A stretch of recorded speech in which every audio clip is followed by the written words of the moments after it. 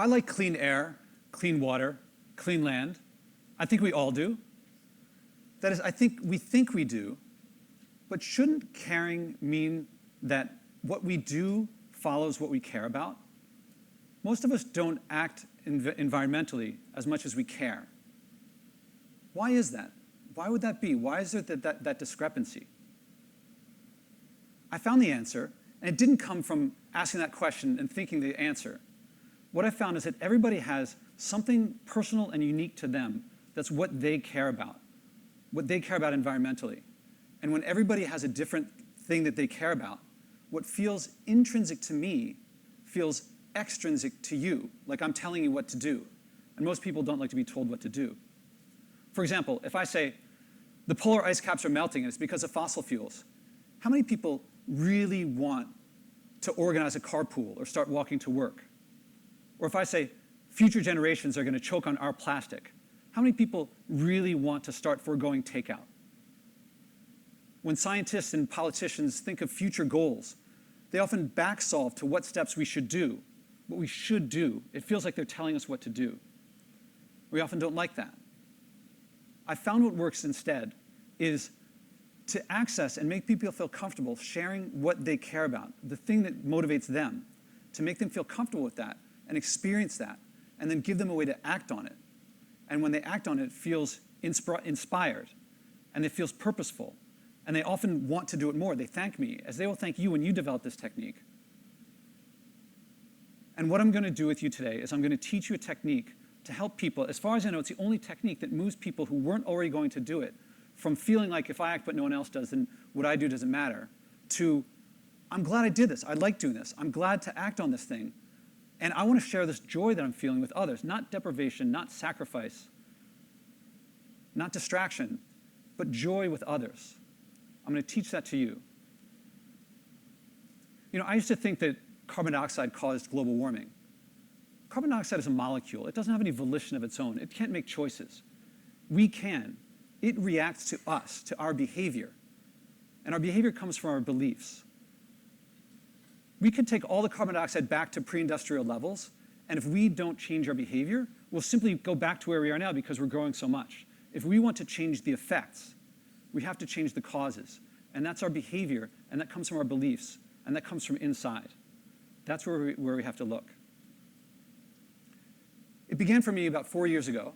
I was in my kitchen, and one day I looked down at my garbage, and as if for the first time, I looked at it and thought, that's a lot of garbage. Other people have to deal with this. And it's about what I think the average American produces. I would fill it up about once a week and empty it. But I felt other people have to deal with this. I thought two things. One was, I'm going to do something about this. I can and I'm going to. The other thing was, what am I going to do? I couldn't think of what I would do. I mean, most of it was food packaging. Was I going to eat less? I couldn't really figure it out. I kind of thought, maybe, I wonder if I could go for a week without buying any packaged food.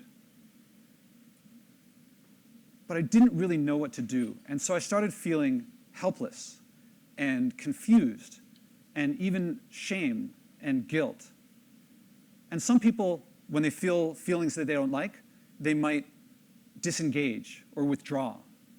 I did what school taught me to do. I analyzed and I planned and I thought, on first day I'll do this, on second day I'll do that, of maybe I'll go a week without packaged food. But I didn't act.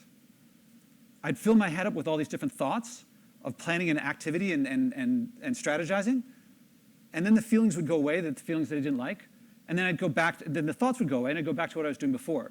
And for months and months, every time feelings like that came up, I would start planning and analyzing, the feelings would go away, I'd go back to what I was doing, and nothing changed. Until 6 months later, I thought to myself, this is not, all this planning and analyzing isn't getting me anywhere. If I want to go for a week without packaged food, I can live on rice for a week and not die. It starts right here, right now.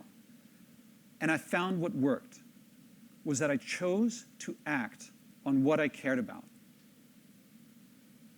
So I went to the store and I looked on the shelf, and that's in a box, that's in a bag, that's in a can, that's got a sticker, that's got a rubber band. I'm not going to get those. I'm going to see what's going to happen. So what was left? I looked over, there's broccoli, cauliflower, apples, oranges. If I brought a bag with me, I could get dried beans and nuts. And I'd grown up cooking, but never from scratch, and I learned to cook from scratch. I'm not gonna lie, at the beginning it was pretty bland. I didn't really know what I was doing. But after a while, as I stuck with it, against my expectations, I found that my food became cheaper, more convenient, more social because I brought people over. In fact, I went to the farm to meet the farmers that grew my food. But most of all, what I want from food more than anything else was my food became more delicious. And because I was acting according to what I cared about, I started to associate acting on my environmental values, acting on what I cared about, with making my life more delicious. And that got me to do more and more. For example, I went from throwing out my garbage once a week to then twice a week, to then about once a month, once every couple of months. And the last time I emptied my garbage was September. And that time took me 16 months to fill that up. And a lot of people ask me, how do you do that? How'd you get rid of stuff? And I can't really tell you all of the details, but I can tell you the process was every step of the way that I reduced waste, it was just making my life more delicious. I enjoyed every step of the way. I'm going to walk you through the process so that you can go through the same transformation, and it's a 4-step process. Now, some of you are just going to listen passively, but some of you are going to really answer the questions that I ask for yourselves, and you'll go through this process, and I predict that you will start feeling something, you'll start feeling more purposeful.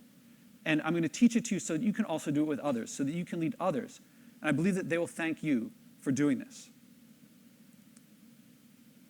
So step 1, I'm going to ask you, and I do this, you'll hear me do this on the podcast, and I do it with an Olympic gold medalist, several #1 bestsellers on the New York Times. I did it with TED speakers with tens of millions of views. Also with people like a Marine 4-star general, 2 colonels at West Point who lead departments there, hardly a bastion of tree huggers. And I also do it with friends and people that you might meet off the street. It works with everybody, and people thank me for this.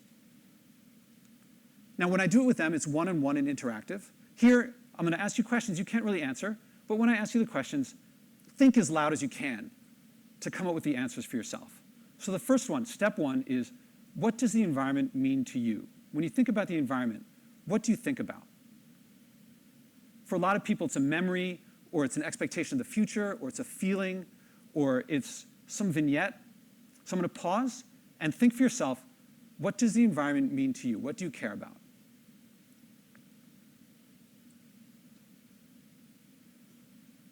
Now, as you keep thinking about it, I'm going to walk you through a process that I do with people on the podcast that helps people get through this, because a lot of people have never been asked this question before. In fact, when I started asking the question, I thought people would all have the same answers I did. But it turns out everybody has a totally unique thing for them. And it's become one of the my favorite part of the podcast is hearing everyone's different, unique reasons. I wish I could hear all of yours because I find it so interesting and so engaging. Now, if your answer was something like, it's the sum total of all the non-living and living things in your environment and the Wikipedia definition or a textbook definition, that's fine. That's a lot of people's answer. But that's what it is. I'm asking what it means. What images or feelings that come up. For some people, it's that apple orchard that was there when you were a kid that's no longer there. Or that time you went hiking or fishing with your grandfather in the Pacific Northwest. Or maybe it's some dystopic future you saw that scares you from some science fiction movie. Whatever it is, it's your thing. You might think something like, well, the government says I should do this, or Greenpeace says I should do that, or the New York Times says I should do this other thing. Well, a lot of us feel these big organizations, they know better. My caring isn't really as important compared to theirs. Theirs is their thing, yours is your thing. And I'm trying to get at what you care about, what you think about when you think about the environment. And if you're thinking things like I should do this, or others should do that, that's a strategy. It means you like things one way, you want things to be better. That want, what is it that's driving that strategy? I want to get that out for you to really feel that. Or sometimes I can tell people answer me and they say something like, I can tell that they're trying to tell me what they think I want them to say, or what Greenpeace wants them to say. Well, other people have their interests and you have yours. And hopefully you're going to share yours, and hopefully you've gotten it out. And I'm going to ask again, hopefully you've drawn out something and you've dusted off some of the protections or the vulnerabilities that are attached with what you really care about. And so I'm going to ask again, and I'm going to pause, and hopefully you can think of something a little deeper, something you've uncovered. What do you think about? What do you care about with the environment? That was step one. Step two is I invite you, at your option, to come up with something that you could do to act on that thing that you care about, that way that you care. Now, almost always, people answer a question that's different than what I asked. They answer something like the biggest thing that they could do, or the most important thing they could do, or the thing that everyone tells them to do. But this is for you to act on what you care about. It's what you care about, not necessarily what others do. Because if you care about it, then you're going to act on it. So I'm going to pause again and think as loud as you can. Is there something that you could do to act on what you care about?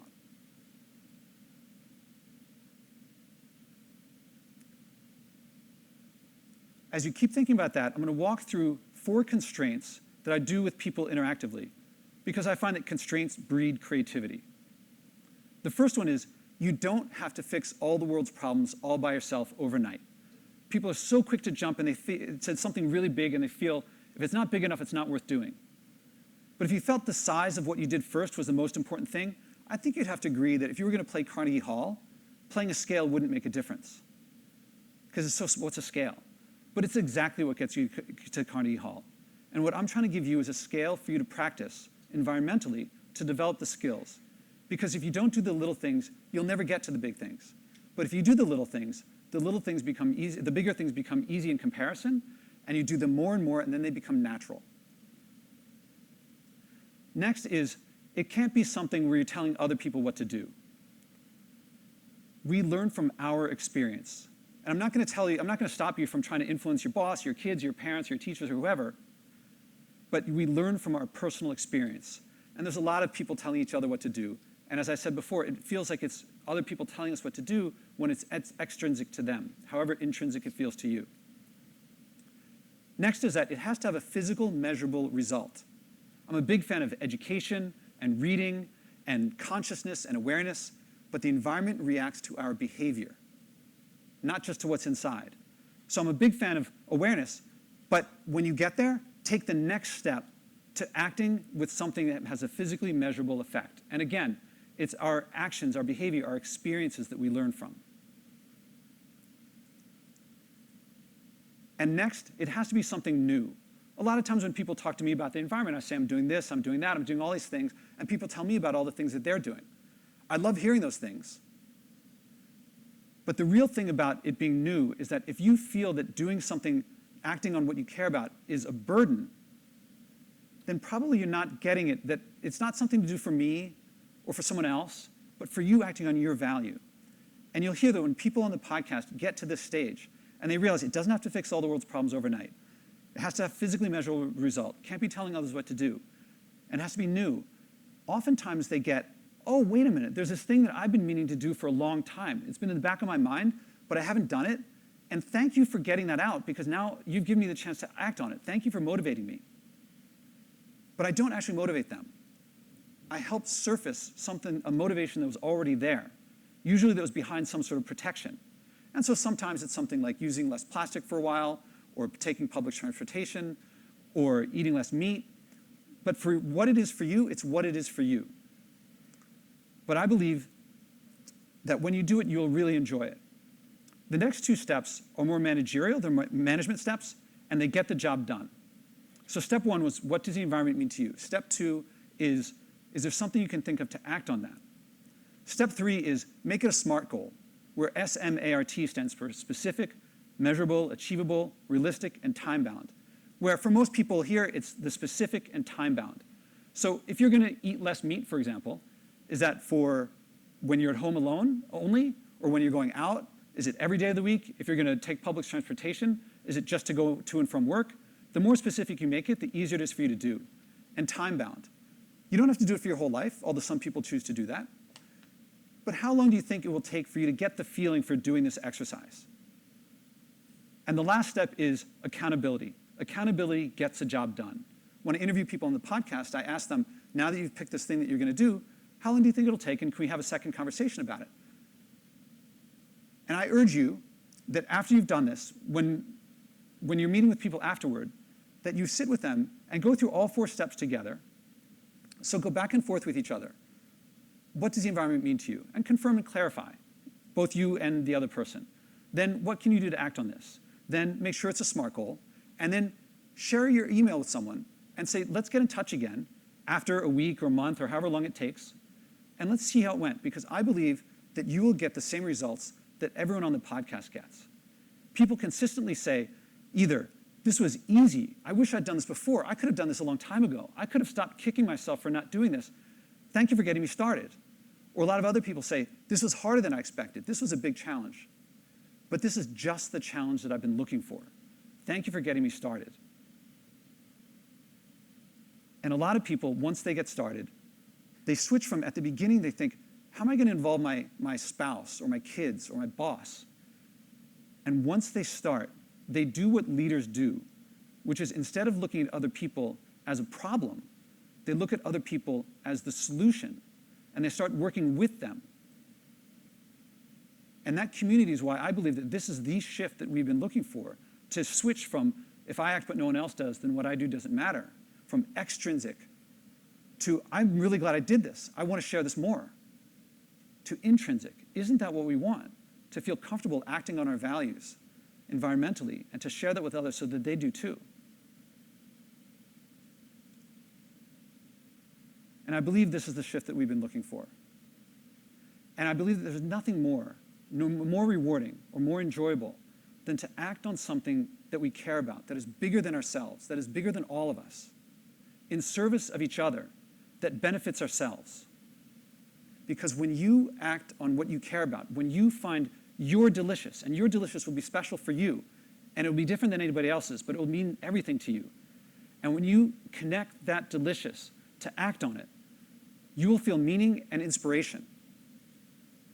And when you learn this technique and share it with others, you'll be able to do it with them. And they will feel inspired too.